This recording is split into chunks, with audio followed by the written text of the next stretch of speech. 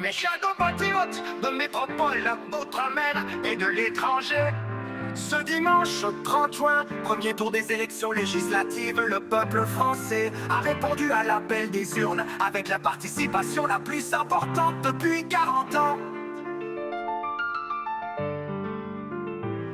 Aujourd'hui, les Français ont été au rendez-vous de leurs responsabilités. Ils ont fait honneur à notre démocratie et je tiens à les en remercier. À nouveau, 3 semaines après les élections européennes qui ont entraîné la convocation de ces élections législatives anticipées, ils ont rendu un verdict sans appel et confirmé leur aspiration claire au changement, en portant les candidats du Rassemblement national et de ses alliés en tête, en leur permettant d'accéder au second tour dans une écrasante majorité de circonscriptions.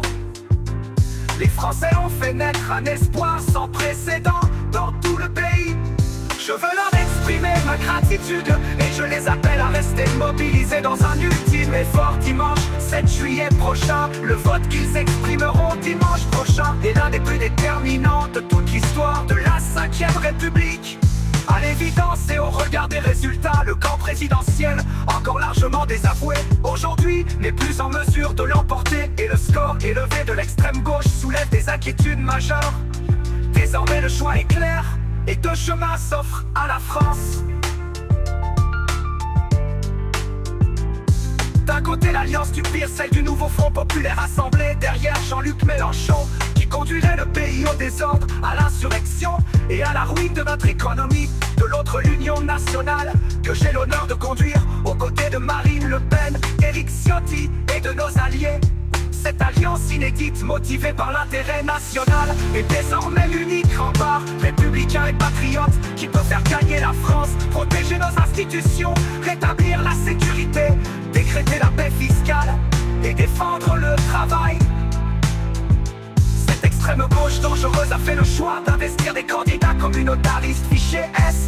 Aux propos et à l'attitude inacceptable, elle propose ouvertement dans son projet de désarmer la police, d'ouvrir grandes les vannes de l'immigration, d'abolir la loi de lutte contre les squats, ainsi que la loi de lutte contre le séparatisme islamiste. Désormais sans limite morale, injurieux à l'égard des institutions et de tous ceux qui pensent différemment de Monsieur Mélenchon et ses amis font courir à notre nation un péril existentiel. J'appelle donc ce soir tous les Français attachés à leur liberté, au redressement de la France, à me rejoindre pour amplifier la dynamique et faire gagner l'union nationale. Face à ceux qui entendent nous diviser, abîmer l'ordre public et bafouer nos valeurs.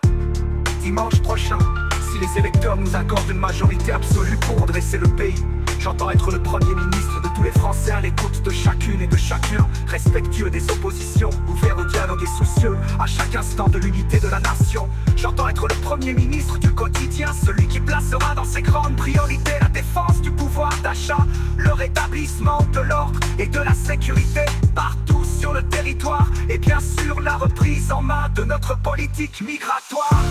J'entends être un premier ministre de cohabitation, respectueux de la Constitution et de la fonction du président de la République, mais intransigeant sur la politique que nous mettrons en œuvre au service de la France et au service des Français. 7 jours nous séparent désormais d'un choix historique et je souhaite que cette campagne de second tour puisse se déployer dans un climat apaisé, honnête, respectueux des institutions et des règles démocratiques.